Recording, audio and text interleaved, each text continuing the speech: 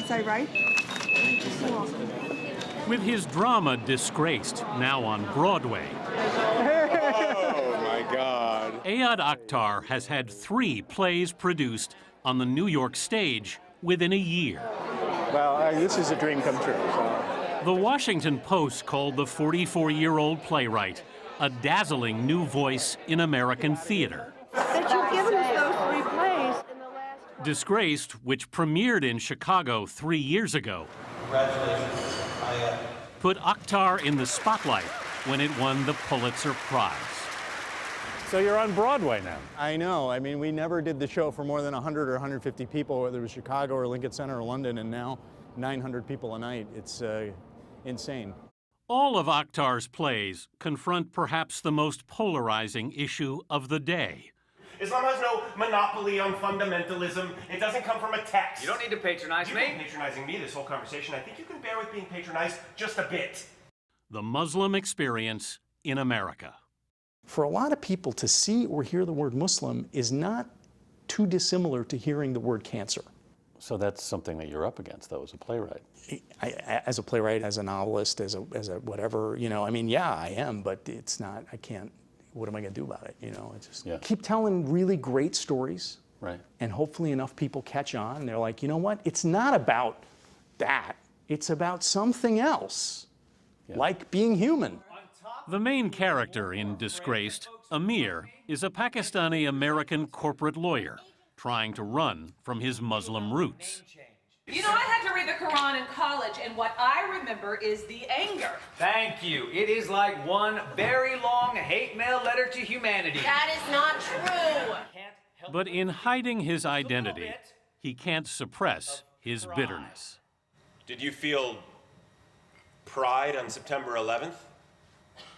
If I'm honest, yes. That's when a friendly dinner party disintegrates. That we were finally winning. We? Yeah. You see, I forgot which we I was. You're an American. It's tribal, George. It's in the bones. If critics were impressed, Akhtar admits some Muslims have complained. I get a bum rap from a lot of folks in my particular community for quote-unquote airing dirty laundry, as it were. You're writing about a highly charged subject matter right now. Right. Do you feel like you have to tiptoe around a lot of things? I don't. And I think that's why the work seems to have resonance, but also has, you know, a lot of detractors, and there's a lot of misunderstanding. Do you consider yourself a Muslim? Culturally, yes. I have a non-denominational religiosity about me. Right. But I think there's probably a very deep Islamic cast to my inner life. We caught up with Akhtar at Yaddo, the writer's retreat in Saratoga Springs, New York. You get a lot of work done up here? Last time I was here 5 weeks. I finished a 188-page 3-act play. I started on. Akhtar first wrote about his roots in his 2012 novel, American Dervish. But for years, he says, he denied his Islamic heritage. What part of these plays is you sorting out who you are? All of them. All of it. And what answers have you found? I don't know that I don't know. The great thing about being an artist is you don't have to find any answers. It's also why the pay is limited. A graduate of Brown and Columbia, Akhtar grew up in Milwaukee, Wisconsin. His parents, both doctors, emigrated from Pakistan in the 60s. How would you describe your upbringing? It was great. A great place to grow up as long as you love the Green Bay Packers, which I did. You're a Packers fan, it's yeah, okay. Exactly. I was an outsider because the things that I saw in my house were very different than the things I saw in my friends' houses. But I was not an outsider because people made me feel like an outsider. His parents hoped Akhtar would become a doctor too. My dad made me give him a shot when I was 3. Toughen this kid up, right? But his father, a cardiologist, called when he won the Pulitzer. He said, oh, yeah, you know, very impressive, this thing you did, this Pulitzer, you know. I didn't know what it was, but everybody's coming up to me. Patients, nurses, everybody. Do you realize what your son has done?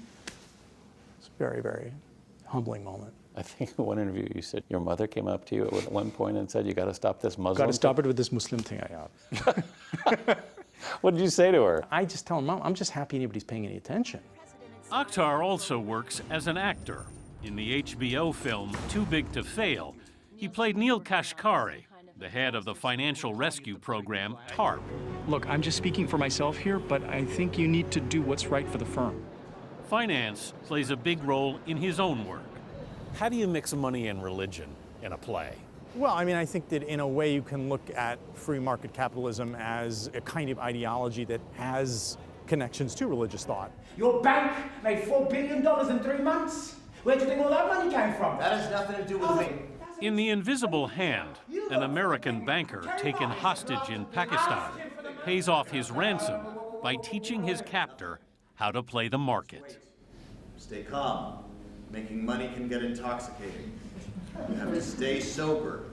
Bad things happen when you're not thinking straight. Everything's down, it's dropping. Rest of the market. Steady.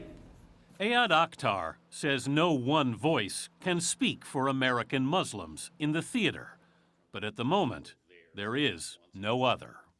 Do you worry that you could end up being a target in some way? You know, I mean, my agent has at times worried about that. And if I have that fear at times, it's likely paranoia. And to the extent that it's not, it is the duty and calling of an artist to speak truthfully. That's it. There's no further discussion beyond that, as far as I'm concerned. Right. Consequences are what they are. Right.